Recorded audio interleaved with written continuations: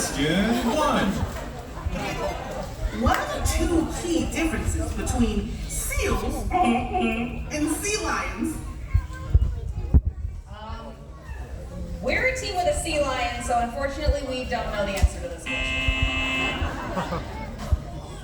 I'll give you a chance to go before I get the point.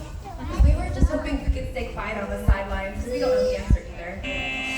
Great, Toby and I will take the point since you guys are clearly needing an eye doctor's appointment when we have seals and sea lions here. I'm sure our guests know the answer, but it's their ears and their hips.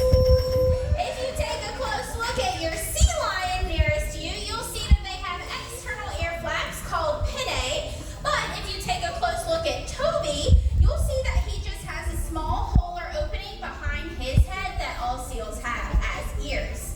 Now, the funnest way to tell the difference, as I'm sure you guys have already seen, is the way that they move.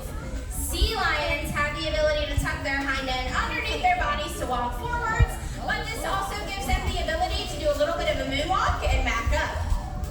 Now that's quite impressive. Don't let Toby fool you. He can back up as well. He just does it a little bit differently. We should get bonus points just for that one. Wink, wink. Thank you. Now our sea lions hang out with Toby all the time, and they have mastered their best impression of him. So you guys can see a side-by-side comparison, but no bonus points for the sea lions. That was so cute. That deserves at least a half a point. He's running the buzzer around here. Question 2. What is a sea lion's #1 predator? Dun, dun, dun. Not only Diego and I know the answer, but he's been working on his impression of this #1 predator. So if you don't think you know what he is, go ahead and shout it out. Short. Orca.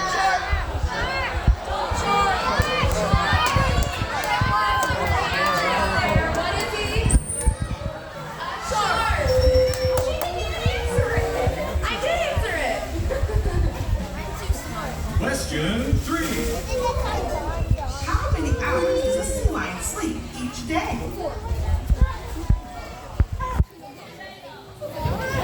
Okay, I'll answer it since you guys aren't answering it again because Toby and I know. It's his favorite thing to do, so not only do sea lions sleep this long, so do seals. It's 8 to 12 hours a day.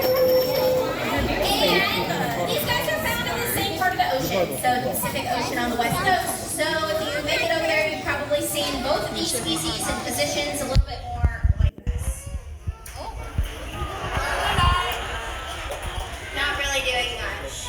But don't think that they are lazy because seals and sea lions will go for days at a time out the ocean hunting for the food that they need to eat. So when they come ashore, they're in need of that well-deserved rest. Question 4. This guest claims they heard a lot of loud noises when they were entering the studio. They want to know what was the source of that noise. We know!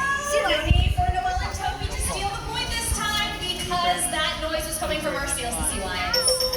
They're a noisy bunch, and often along the California coast you'll hear sea lions making a lot of really loud sounds like barks and roars, but honestly you probably don't hear harbor seals because they make quieter sounds like chuffs and grunts. But whether you're looking at a seal or a sea lion, both sound a little bit different based on each individual voice. So while Neptune might sound like this,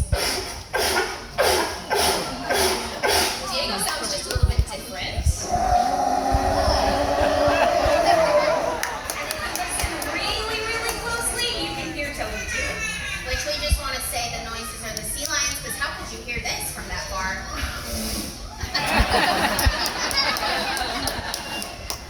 Toby, that's the voice.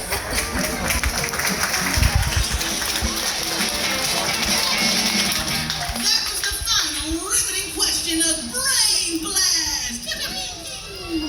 At the end of our first round, the current leader is Toby.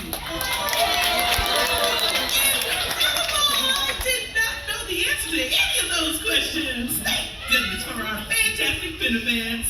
When you have sea lions of this caliber in the show, correct answers are a sure thing.